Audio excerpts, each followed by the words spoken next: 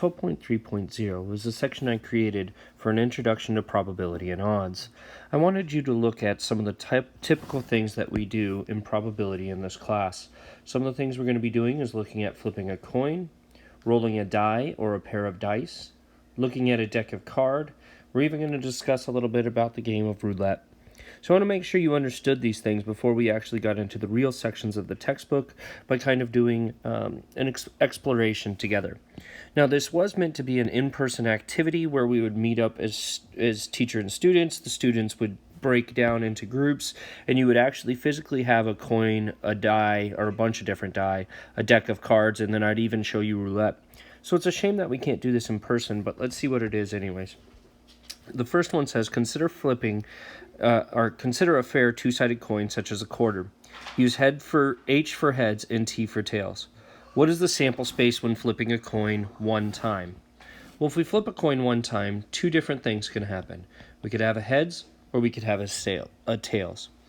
It says, what is the sample space when flipping a coin two times? So here, if you think about to the previous section that we've done, we have exactly two things happening.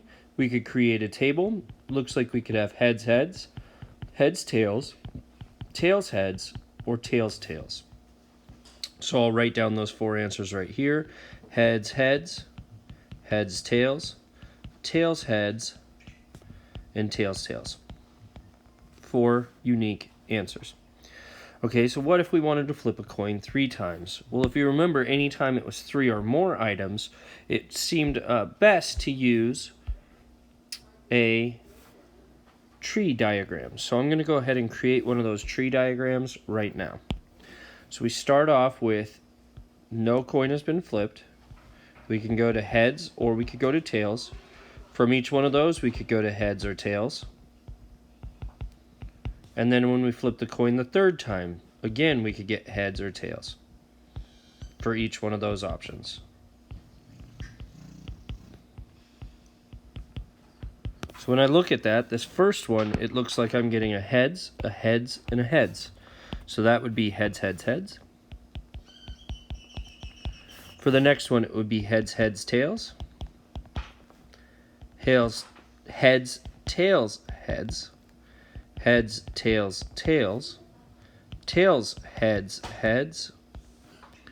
Tails, heads, tails. Tails, tails, heads. And then finally, tails, tails, tails.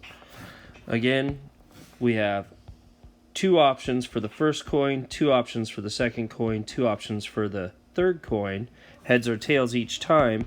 And then the fundamental counting principle says if you multiply those options for each one of the items, you would have a total of 8. That's our 8 that we got right there. So let's go in and fill this in into the answer blank. So I've done that. There are my 8 possible options right there. All right, so let's look at the next thing right here. The next thing we have to realize is what we are calculating for the majority of this class is what's called theoretical probability. The theoretical probability is what should happen. That's what I like to think of this, is what should happen.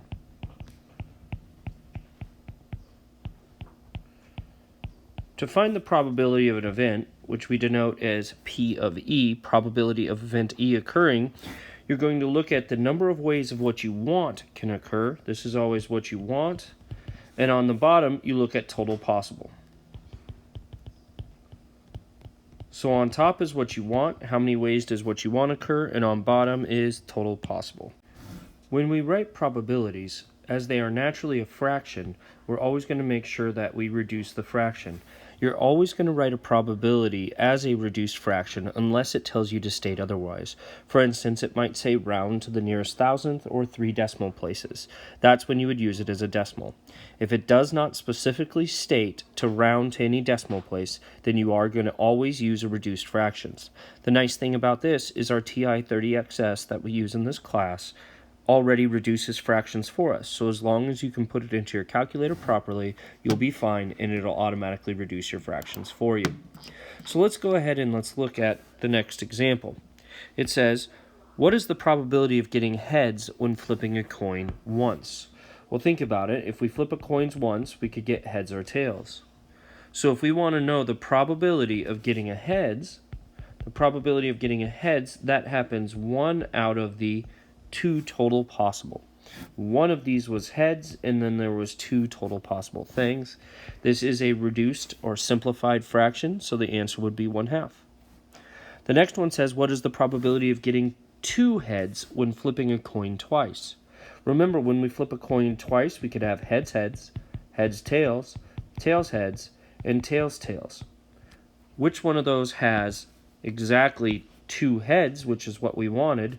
That is 1 of the 4 possible. So the probability of getting heads, heads is 1 of the 4 total. That is a simplified fraction, so that would be a final answer. Let's look at this next one. It says, what is the probability of getting at least 1 tails when flipping a coin twice? So let's go back to these 4 and look at this.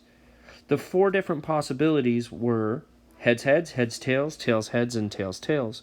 So which one of those has at least 1 t, meaning 1 or more t? Well, it seems to me that there's 1, 2, 3 of those options that have at least 1 t. And again, there was 4 total. So the probability of at least 1 t is 3 of them have at least 1 t, and there was 4 total. Again, 3/4 is a reduced simplified fraction.